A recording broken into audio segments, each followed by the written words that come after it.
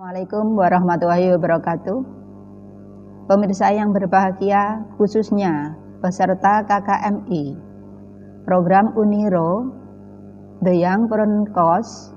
Pada pertemuan hari ini kita akan membahas pembiayaan dan mitra usaha.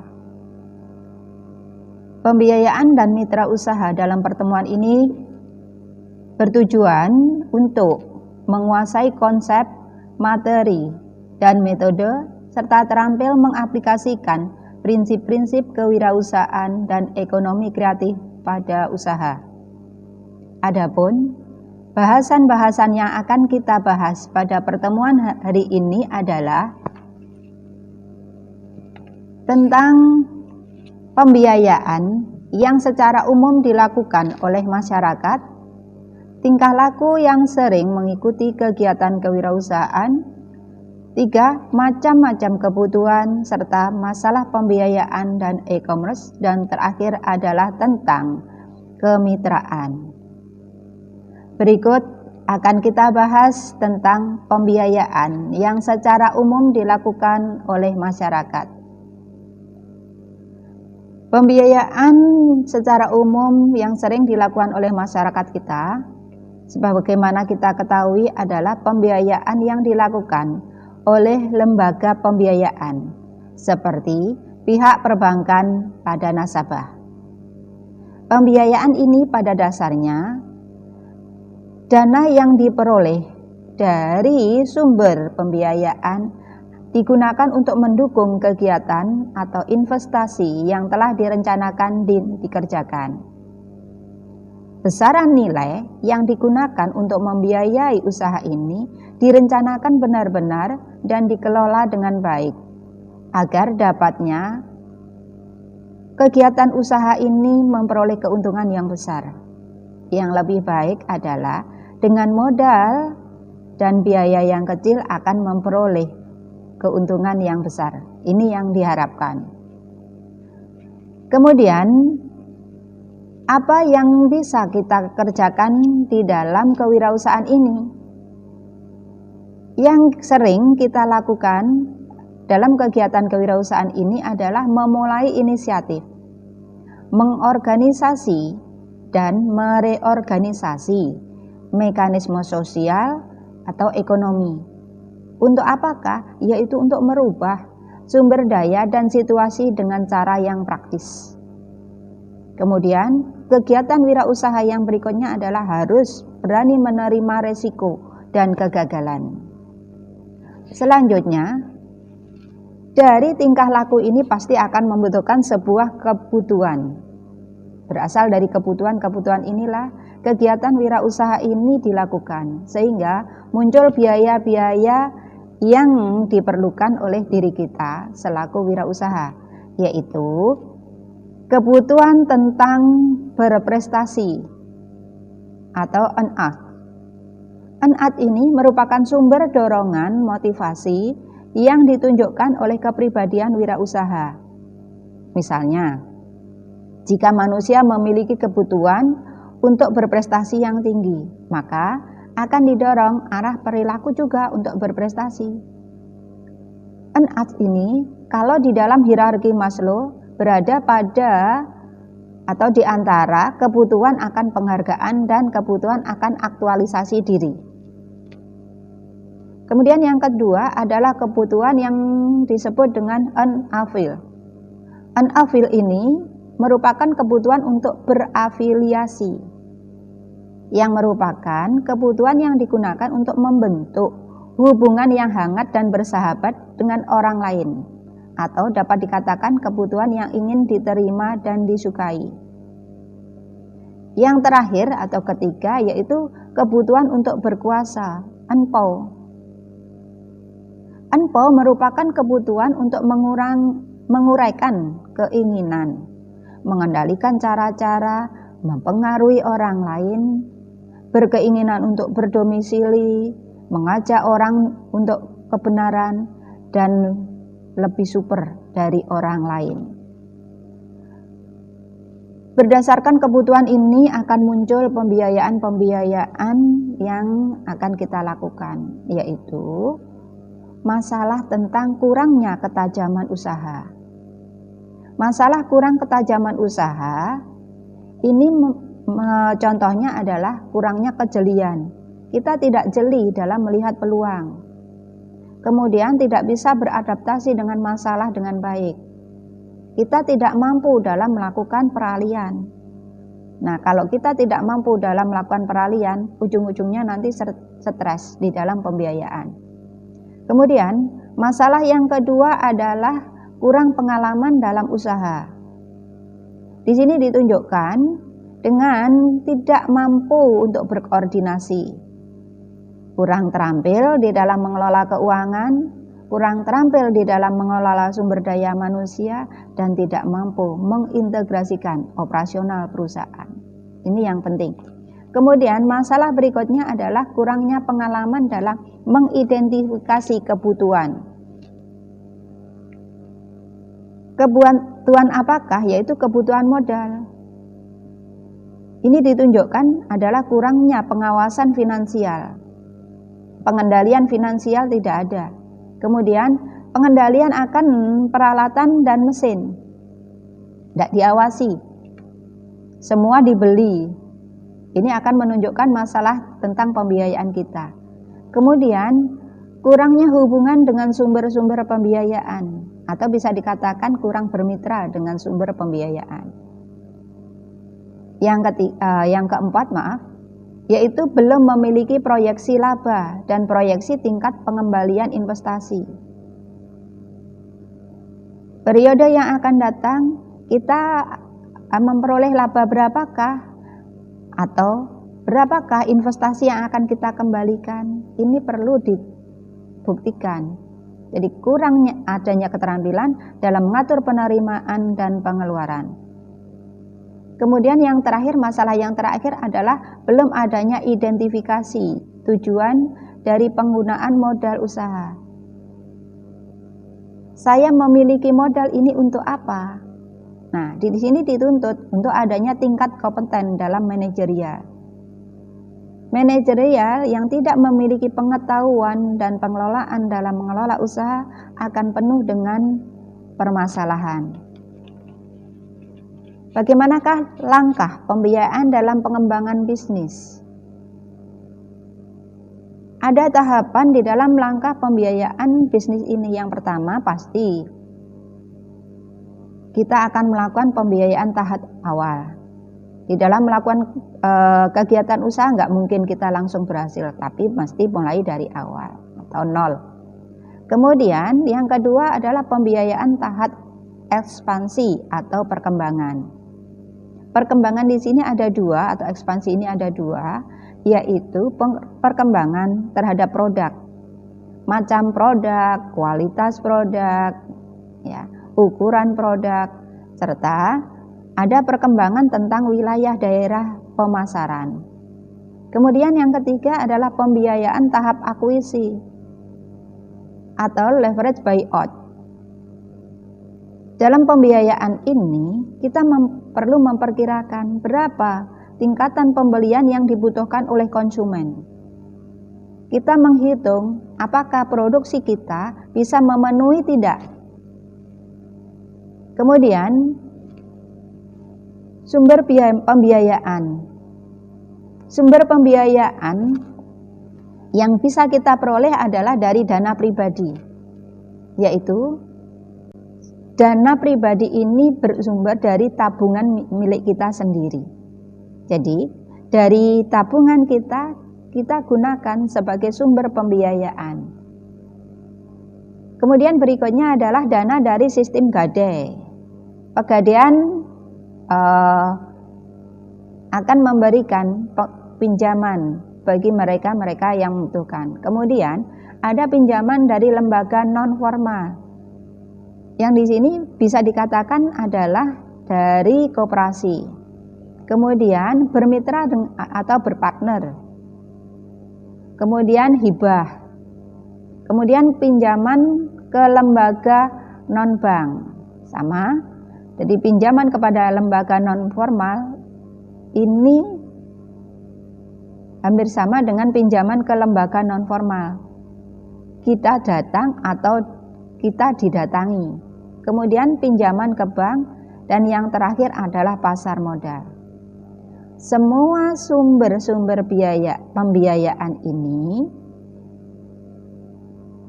akan mencari atau kita dapat melakukannya dengan mendatangi sumber pembiayaan.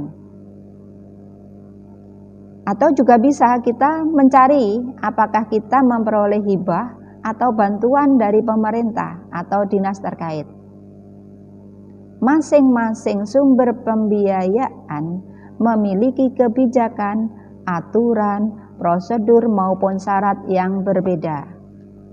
Selanjutnya, kita akan membahas tentang e-commerce. E-commerce yang saat ini banyak kita dengar, banyak kita lakukan, banyak kita ketahui, tapi kita harus mengetahui apa sebenarnya e-commerce itu. E-commerce itu memiliki kepanjangan electronic commerce, merupakan segala aktivitas jual beli yang dilakukan melalui media elektronik. Bisa juga dikatakan e-commerce merupakan aktivitas penyebaran, penjualan, pembelian, pemasaran produk, barang atau jasa dengan memanfaatkan jaringan telekomunikasi seperti internet, televisi, jaringan komputer, dan lainnya. Tetapi berbeda e-commerce dengan marketplace. Marketplace merupakan salah satu model e-commerce yang berfungsi sebagai perantara antara penjual dan pembeli. Penjual yang berdagang dalam marketplace hanya perlu melayani pembeli, sedang semua aktivitas tersebut pengelolaan websitenya diurus oleh platform tersebut. Misalkan seperti Lazada, Shopee, dan lain sebagainya.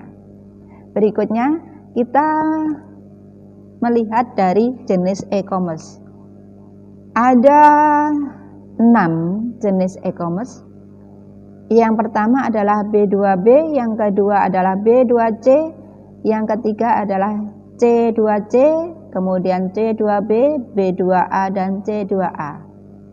Masing-masing jenis e-commerce ini menjelaskan tentang dari mana biaya itu diperoleh, untuk siapakah dana itu diberikan, atau dari manakah produk yang kita miliki itu kita jual, dan siapakah pembelinya. Misalkan saja business to business. Ini pembiayaan dari perusahaan ke perusahaan, jadi sesama perusahaan. Misalkan membeli pemesanan sejumlah barang dalam jumlah besar, misalkan aja perlengkapan kantor. Semua perusahaan memiliki kebutuhan akan perlengkapan kantor yang hampir sama, tetapi dia tidak bisa memproduksi sendiri, sehingga perlengkapan kantor ini akan dibeli dari perusahaan yang menyediakan perlengkapan kantor. Kemudian B2C, yaitu business to customer, business to consumer. Ini pembiayaan dari perusahaan produk jasa langsung ke konsumen. Ya, atau bisa dikatakan dengan penjualan langsung. Kemudian yang ketiga adalah C2C, consumer to consumer, yaitu dari individu, dua individu, satu individu sebagai pembeli dan satu individu sebagai penjual. Jadi misalkan kita melakukan penjualan barang bekas melalui internet. Nah, siapa pembelinya? Itulah yang disebut dengan consumer to consumer. Kemudian yang keempat adalah consumer to business. Dari konsumen ke perusahaan. Misalkan kita pandai di bidang desainer grafik.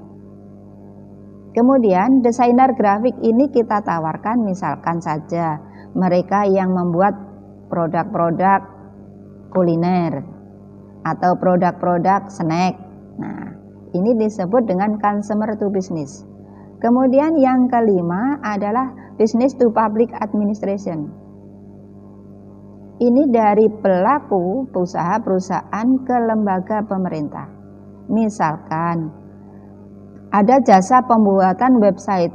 Nah, ini digunakan untuk sistem administrasi yang online bagi pemerintah misalkan. Entah itu pemerintah desa atau sampai kecamatan, kabupaten, dan lain sebagainya.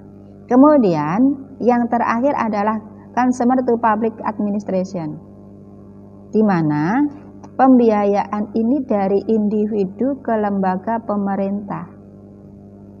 Tapi ini jarang ditemui di Indonesia. Mungkin kita masih perlu belajar banyak tentang berbagai cara dalam teknologi yang saat ini muncul. Berikutnya adalah tentang manfaat. Apa sajakah yang diperoleh dari e-commerce ini? Manfaat yang diperoleh dari e-commerce ini adalah jangkauan yang luas, di mana pembelian tidak terbatas. Kemudian tidak dibatasi oleh waktu. Kemudian ada lagi biaya yang lebih murah. Tidak perlu stok barang sendiri. Dengan demikian kita tidak memiliki gudang. Kemudian kemudahan mengelola transaksi dan pengiriman. Dan kita mampu mempelajari kebiasaan pelanggan. Apa produk-produk yang diinginkan konsumen. Semakin sering konsumen pesan, maka itulah yang kita miliki. Kemudian kita dapat bekerja dimanapun, jadi bisa disambi. Yang berikutnya adalah pembayaran yang dilakukan dalam e-commerce.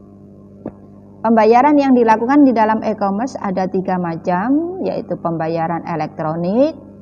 Biasa kita mungkin lewat OVO, Dana, GoPay, dan lain sebagainya. Kemudian pembayaran COD, barang diterima bayar di tempat. Kemudian yang terakhir adalah pembayaran lewat transfer.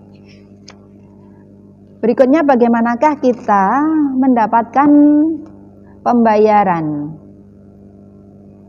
Kita mendapatkan pembayaran dari pembiayaan ini, kita harus melakukan kemitraan. Kemitraan yang kita lakukan ini diartikan sebagai suatu strategi bisnis. Strategi bisnis yang bagaimanakah yang dilakukan oleh kedua belah pihak? Yang dilakukan oleh kedua belah pihak ini maksudnya antar satu individu ke individu yang lain atau dari individu ke lembaga pembiayaan. Sehingga dalam pengelolaannya, kedua belah pihak ini dapat menentukan jangka waktu pembayaran untuk memperoleh keuntungan bersama dengan prinsip saling membutuhkan dan saling membesarkan. Bisa juga dikatakan kemitraan bisnis ini merupakan kontrak di antara para mitra perusahaan. Untuk apa sajakah? Yaitu untuk mengetahui, untuk meningkatkan bisnis yang dengan benar. Peningkatan bisnis dengan benar ini akan membawa kegiatan-kegiatan usaha untuk melakukan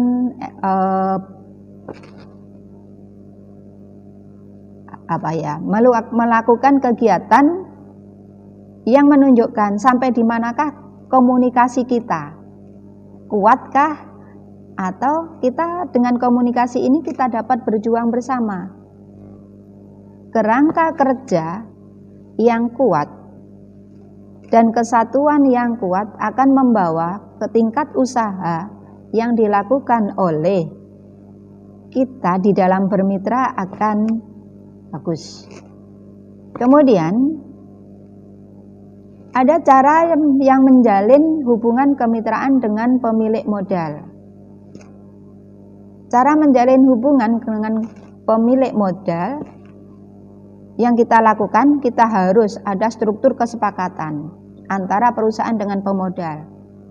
Harus ada kesepakatan. Kemudian ada pembinaan hubungan jangka pendek maupun jangka panjang. Kemudian lagi melaksanakan tanggung jawab dengan baik, terutama dalam penyelesaian atau pengembalian modal. Demikian yang bisa saya sampaikan. Dengan pemahaman pembiayaan dan mitra usaha, dapat disimpulkan ketergantungan ini akan membawa perkembangan usaha, komunikasi yang kuat, dan sistem pengelolaan keuangan yang baik yang diikuti dengan kreativitas dan kecanggihan teknologi. Semoga kegiatan usaha dapat berkembang, pembiayaan lancar, memiliki mitra yang kuat dan solid. Terima kasih. Wassalamualaikum warahmatullahi wabarakatuh.